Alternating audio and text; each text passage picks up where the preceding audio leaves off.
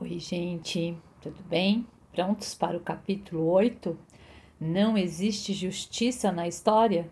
Bom, não vai ser mais um capítulo que vai surpreender vocês, porque eu imagino que agora, né, nós já estamos no capítulo 8, vocês já estejam acostumados, né, com a forma como o autor nos coloca a história do Homo sapiens. Mas se você está chegando agora e ainda não me conhece, eu sou Rosângela Carvalho e o objetivo deste canal é compartilhar conhecimento por meio da leitura. A nossa atual leitura é essa, Sapiens, uma breve história sobre a humanidade. Que tem, né, eu acredito, pelo menos eu, tenho me surpreendido bastante em conhecer essa história de forma assim tão detalhada que ele traz, né? Embora seja uma breve história, porque são 400 páginas para você contar 70 mil anos, mas ele traz muitos dados que eu desconhecia, nunca tinha pensado, e muitas coisas que nos faz refletir sobre o que está influenciando os dias de hoje, né? Como a gente ainda vive amarrado a certas coisas que já estão aí há milhares de anos. E a questão de não existir justiça na história não é diferente. Então eu vou ler já um trechinho para vocês para a gente dar aí a largada nesse capítulo 8. Entender a história humana nos milênios que sucederam à Revolução Agrícola se resume a uma única questão: como os humanos se organizavam em redes de cooperação em massa, uma vez que careciam de instintos biológicos para sustentar tais redes? A resposta sucinta é que os humanos criaram ordem imaginadas e desenvolveram sistemas de escrita. Essas duas invenções preencheram as lacunas deixadas por nossa herança biológica. No entanto, o aparecimento de tais redes foi para muitos uma vantagem duvidosa. As ordens imaginadas que sustentavam essas redes nunca foram neutras nem justas. Então, ele já traz aqui bem no início, né, desse capítulo, falando que a gente já tem visto, né, sobre a ordem imaginada. Então, sempre teve, né, para a gente se organizar em sociedade, uma ordem imaginada. Só que essa ordem imaginada, ela era justa? Ela era neutra? Ou vocês lembram bem lá no Código de Hammurabi, né, que tinha o homem superior, o homem comum e o homem escravo, né? Ou mesmo na Declaração dos Direitos dos Homens, né, da independência dos Estados Unidos, eles falam todos os homens são livres, né? Aí agora nesse capítulo ele destaca a palavra homens, porque eram os homens brancos, senhores de escravos que estavam tendo ali as suas leis e direitos garantidos, como Vai fugiu a palavra, gente. Mas os direitos garantidos que ninguém pode tirar. Tá? Inalienáveis. Inalienáveis. Direitos inalienáveis. Bom, salvo essa pequena problema de dicção aqui para gravar esse vídeo para vocês, continuamos, né? Então ele traz essa questão. Então, desde o início, sempre as pessoas, né, criaram essas hierarquias dentro da ordem imaginada e para justificar essa hierarquia, eles usavam de mitos e de crenças. Então, desde o início dos tempos já tinha isso. Eu vou ler outro trecho aqui para vocês que já vai falar um pouco sobre isso. Todas as distinções mencionadas aqui, entre homens livres e escravos, brancos e negros, ricos e pobres, se baseiam em ficções. A hierarquia entre homens e mulheres será discutida posteriormente. É importante eu ler esse trecho agora e falar para vocês. Esse capítulo, eu vou dividir ele em duas partes. Então, quando ele for discutir a questão de gênero, falar sobre a mulher, a gente vai ver na próxima semana. Nessa primeira semana, a gente vai ver essa parte da questão das classes, né? Da diferença entre ricos e pobres e negros e brancos na questão dos escravos. Aí na próxima semana a gente vai para a questão de gênero, né? Que vocês sabem que até hoje tudo isso está permeando a nossa história. Continuando. Ainda assim, é uma lei férrea da história que toda hierarquia imaginada negue suas origens ficcionais e afirme ser natural e inevitável. Por exemplo, muitas pessoas que viviam a hierarquia dos homens livres e dos escravos como natural e correta argumentaram que a escravidão não é uma invenção humana. Hammurabi havia como algo ordenado por Deus. Lembra que ele falava, né, lá no comecinho do Código Hammurabi, que aquele código era instituído por ordem dos deuses, né, superiores. Aristóteles afirmou que os escravos tinham uma natureza escrava, enquanto homens livres tinham uma natureza livre. Seu status na sociedade não passava de um reflexo de sua natureza inata. Então, os homens, no decorrer da história, sempre tentaram justificar essa questão de hierarquia, né? Ou por mitos, ou por crenças. E aí, nesse trecho do livro, o autor traz a questão das castas, né? Do hinduísmo, que até hoje ainda é muito forte, né? Você não pode misturar as castas, né? Talvez vocês possam se lembrar da novela O Caminho das Índias, que foi em 2009, né? Que a Maia, ela era uma Brahmini e ela se apaixonava, né? Pelo Bhagwan, que era um Dalit, alguma coisa assim, né? Que ele era um intocável, né? E aí lá ainda hoje, essa questão de castas ainda é muito forte. Então, é uma forma de você justificar essa hierarquia também. Então, ele traz como exemplo. Aí, vou ler mais um trechinho para vocês, porque Aristóteles não estava certo, né, gente? Não existe uma questão aí de natureza escrava ou natureza livre. Então, continuo. Ao contrário do que dizia Aristóteles, não se conhece nenhuma diferença biológica entre escravos e homens livres. Leis e normas humanas transformaram algumas pessoas em escravos e outras em senhores. Entre negros e brancos existem algumas diferenças biológicas objetivas, como cor de pele e tipo de cabelo, mas não há nenhuma evidência de que essas diferenças se estendam à inteligência ou à moral. A maioria das pessoas que afirma que sua hierarquia social é natural e justa, enquanto as de outras sociedades são baseadas em critérios falsos e ridículos. Então, o que ele traz aqui? Não existe, né, biologicamente, nada que diga que o negro é inferior ao homem branco. Não existe isso, né? Isso já está mais do que comprovado. Só que eles sempre arrumam formas de justificar isso. E a pessoa que está numa situação de vantagem, ela sempre vai defender o lado dela da forma que ela acredita. E a gente aqui, por exemplo, como ele cita as castas, né? Nós aqui, ocidentais, a gente pode olhar lá para os hindus e falar: nossa, essa questão de castas é um absurdo. Como que pode ter uma pessoa que não pode tocar na outra e tarará? Aí ele traz para a questão aqui, né, dos Estados Unidos lá na década de 50, 60, que tinha hospitais de brancos, hospitais de negros, né, tinha até banheiros de brancos, banheiros de negros, e a gente aqui pode dizer, nossa, que absurdo, não sei o quê. Mas, nos nossos dias, a gente não acha absurdo que tenha um hospital chiquérrimo para os ricos e um hospital com atendimento péssimo para os pobres. A gente acha que isso é uma condição humana, que infelizmente a gente nasceu pobre e tem que passar por isso. Então ele fala que às vezes a gente não tem, né? O que ele quer dizer é que às vezes a gente não tem consciência de que a gente vive essa hierarquia e da forma como a gente vive essa hierarquia. A gente olha para o outro julgando, analisando a forma como que eles se organizam e às vezes a gente não consegue entender a hierarquia que nós mesmos estamos inseridos, né? Ou seja, ter uma consciência da nossa classe.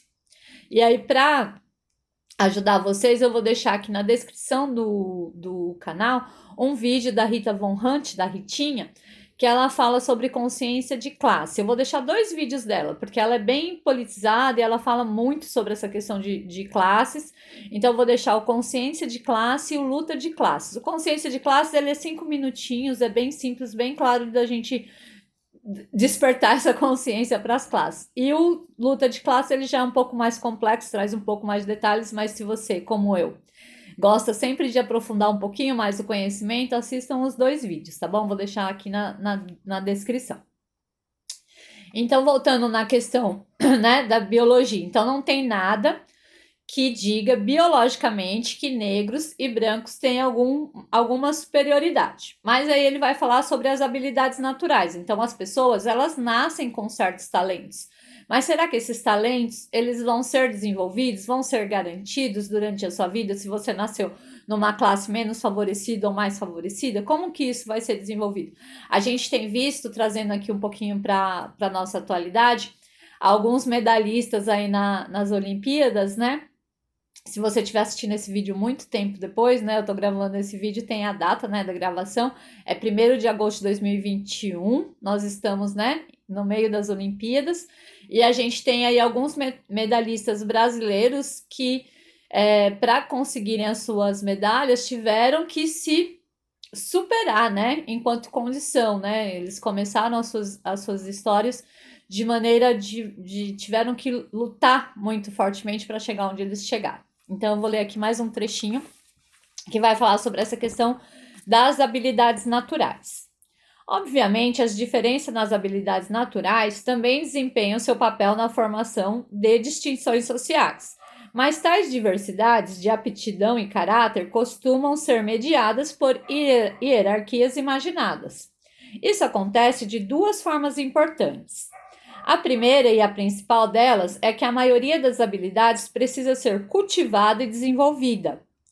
Mesmo que alguém nasça com um talento em particular, esse talento normalmente permanecerá latente se não for estimulado. Esse talento normalmente. Tô voltando. Será, se não for estimulado, lapidado e exercitado. Nem todas as pessoas têm a mesma chance de nutrir e aperfeiçoar suas habilidades.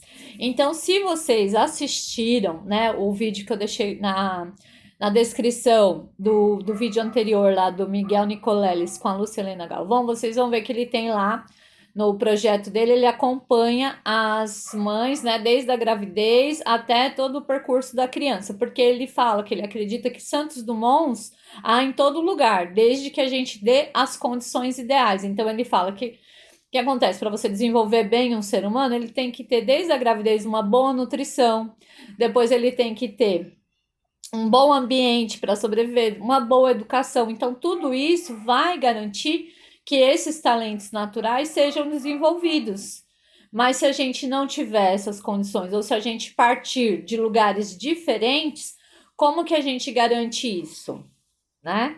Que é a segunda coisa, que é as pessoas são pertencentes a classes diferentes e elas desenvolvem exatamente as mesmas habilidades. É improvável que elas tenham o mesmo sucesso, porque elas terão que jogar segundo regras diferentes. Então, essa é a segunda razão na questão das habilidades. Então, eu preciso manter esse talento, eu preciso desenvolver ele, mas eu nasci numa classe, numa condição diferente. Então, o que acontece? Eu jogo regras diferentes. Né? Ele traz isso bem claro e a gente costuma, né? Eu, nas minhas conversas, nos estudos que eu tenho tido ultimamente, eu converso com algumas amigas e eu falo exatamente isso. A pessoa que nasce numa condição menos favorecida, ela precisa percorrer uma maratona, são 42 quilômetros para ela chegar no objetivo que ela quer. Uma pessoa que nasce numa condição mais favorecida, essa corrida é de 5 km, né? Uma analogia que a gente faz para gente que pratica corrida. Então, é uma corrida menos difícil de ser feita, porque ele já nasce ali na frente, né? Então, ele já tem uma grande parte do caminho adiantado. Então, é isso que ele traz como a questão das habilidades naturais. Sim, há diferenças de habilidades naturais, mas elas são prejudicadas por sua condição de classe, pela hierarquia imaginada. Então, às vezes, a pessoa pode ter um grande talento e não ter esse talento reconhecido porque ela não conseguiu desenvolvê-lo. Ele ficou só lá latente, não teve oportunidade de mostrar. Então, eu vou ler um outro trechinho agora, ele já vai. Aí, continuando, ele fala sobre essa questão de classe como um círculo vicioso. E aí, além de você ter essa questão das crenças e mitos imaginados para diferenciar as pessoas, ele vai falar que há também uma questão de você dizer que as pessoas são mais sujas, essas pessoas que são diferentes, elas são mais sujas do que você, principalmente se a gente falar dos negros e brancos, eles falam que os negros eles eram mais sujos, mais preguiçosos, menos inteligentes, e eles tentam argumentar dentro disso, sendo que não há nenhuma prova científica ou biológica disso, mas eles começam a trabalhar nessa questão. Então, se a pessoa pode te causar algum tipo de contaminação, ela tem que ficar longe de você. E aí isso não se aplica hoje em dia mais só aos negros, se aplica a várias outras questões. Eu vou ler aqui o trechinho para vocês. No entanto, o medo da contaminação não foi totalmente inventado por sacerdotes e príncipes. provavelmente têm suas origens em mecanismos de sobrevivência que fazem os humanos sentirem uma repulsa instintiva por portadores de doença em potencial, como pessoas enfermas e cadáveres. Se você quiser manter qualquer grupo humano isolado, aí ele traz os exemplos: mulheres, judeus, ciganos, gays e negros, a melhor forma é convencer todos de que essas pessoas são fonte de contaminação. Então, olha que coisa complicada isso, né? Então, eu trago essas pessoas como fonte de contaminação. Isso é estranho para vocês? Vocês acham que hoje em dia não tem? Essa questão do higienismo, né? De manter tudo limpo. Ai, não quero morador de rua na minha cidade. Esse dia eu estava a caminho do trabalho e ouvindo a rádio. E teve um prefeito numa cidade do interior de São Paulo que ele encostou uma van e levou os moradores de rua para outra cidade. Ele falou: não, estou reformando a minha rodoviária e eu quero a minha cidade limpa e bonita. Então, olha só, isso tem o quê? Eu acho que umas 2 semanas que eu ouvi essa notícia. Então, tudo isso é para a gente pensar. Tá tão distante da gente essa questão de hierarquia? Tá tão distante da gente essa questão de classe, ou de que uma pessoa menos favorecida ela pode nos causar doenças ou algum impacto nesse sentido? Não tá, né, gente? Tá bem aí, tá bem no nosso dia a dia, bem na nossa cara. Então, assim, todo esse livro até agora, eu acho que ele traz essas reflexões, ele traz a forma que a gente pensa as coisas, né? Como que a gente precisava pensar nesse sentido. E aí o autor, ele conta também por que os negros que foram escolhidos para virem para a América como escravos. Então ele fala que tinha 3 razões. A primeira razão é que a África era mais perto do que o Vietnã, por exemplo, né? Então eles vieram porque eles estavam mais próximos do continente americano. A segunda razão é que já existia o comércio de escravos na África. E a terceira razão é porque as doenças, por exemplo, como a malária, já existiam, né? Elas são originárias da África. Então os negros eles já tinham imunidade. Então, se você pensar por esse ponto de vista, no caso da malária, os negros, na verdade, eles tinham uma superioridade biológica. Mas isso, em vez de favorecê-los, foi o que trouxe eles para trabalhar aqui. Enquanto os brancos, se eles pegassem a malária, eles morriam aos montes, o autor cita aqui no livro, os negros tinham resistência. Então, eles foram trazidos porque eles eram imunes a essas doenças e aí eles podiam trabalhar mais. Só que aí o que acontece, né? A gente cria esse ciclo vicioso. Então, até hoje, mesmo hoje, né?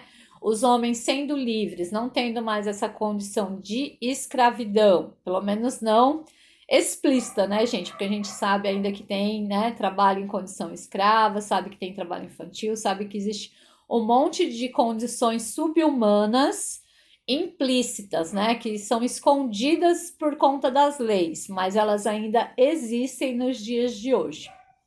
E aí eu vou ler agora o finalzinho desse trecho, né, que ele vai fazer nessa análise dessa questão das pessoas, mesmo elas estando livres, elas não conseguem se libertar aí desse ciclo vicioso.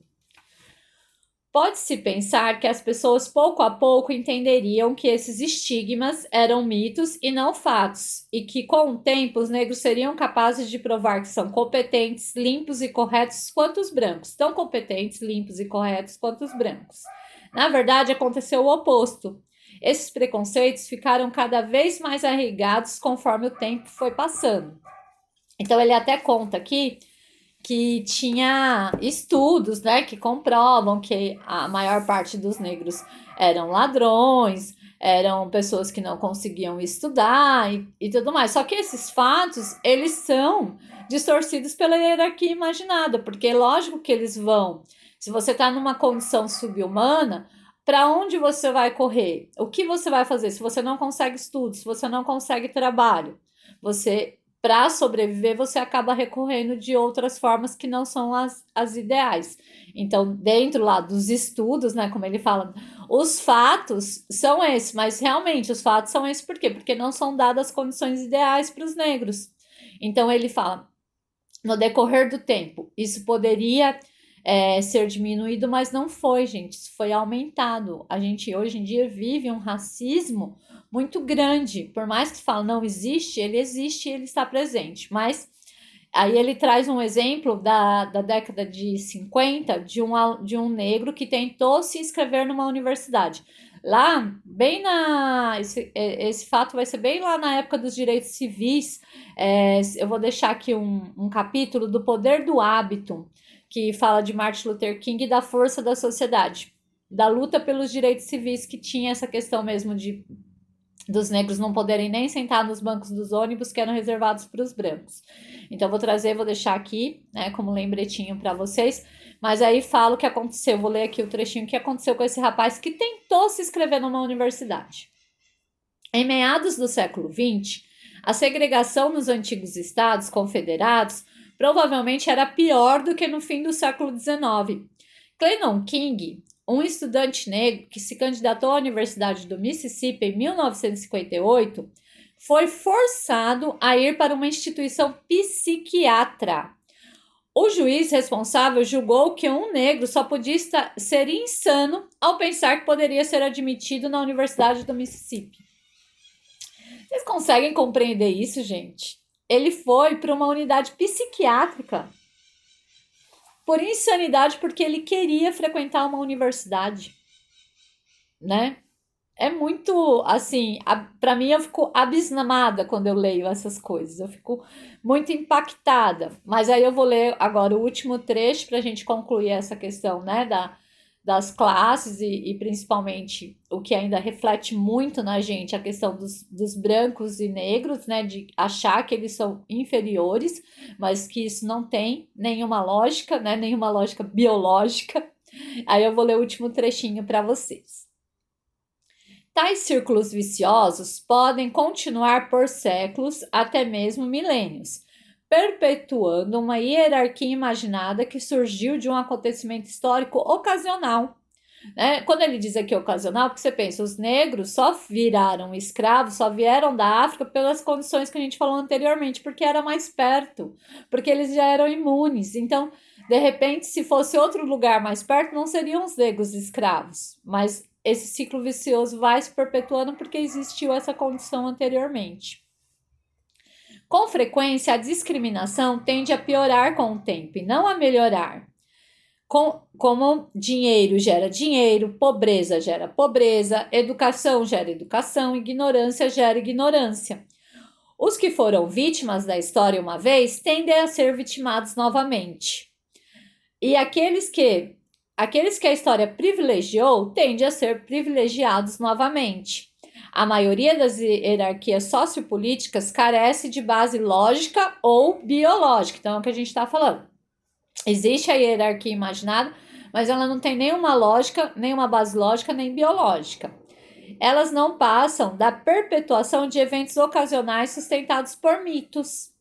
E isso é um bom motivo para se estudar a história. Então, né, ele está aqui, lógico, defendendo o peixe dele, porque ele é um historiador, mas é o fato, né, eu tenho achado muito importante fazer essa leitura para a gente ver que coisas que a gente está vivendo aí hoje, que está muito, né, nas notícias, muito atual, elas nos perseguem, elas fazem parte do nosso dia a dia há milênios, há décadas, há séculos. Então, como que a gente consegue sair desse círculo vicioso? Como que as pessoas menos favorecidas elas vão conseguir chegar numa condição melhor de vida? Como que a gente pode fazer isso?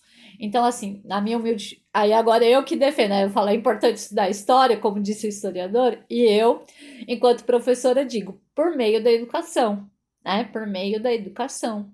Então, se a gente estudar, né, conseguir, tiver condições melhores de educação, a gente tem meios de ter essa consciência, esse pensamento crítico da sociedade, entender que a forma como a gente trabalha não pode ser explorada, né? A gente tem que ter direitos, né, mais garantidos de condições e de qualidade de vida.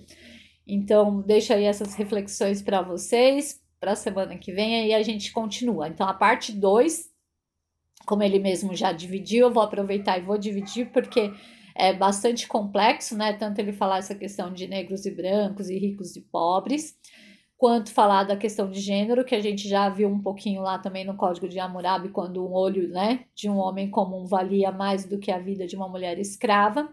Então a gente vai trazer um pouquinho no próximo capítulo as questões de gênero.